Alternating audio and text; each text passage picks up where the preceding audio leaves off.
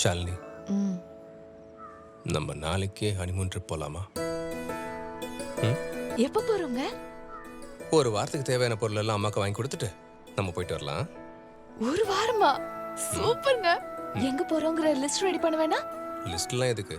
நம்ம கொடைக்கானல்ல இருந்தே ஆரம்பிக்கலாம். என்ன ஓகேவா?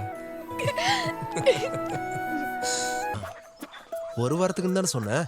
இது அவனுக்கான இயற்கை சாப்பாடு. இதுவா? ஆமா. இதை எங்கேயாவது பத்திரமா வைக்கணும்.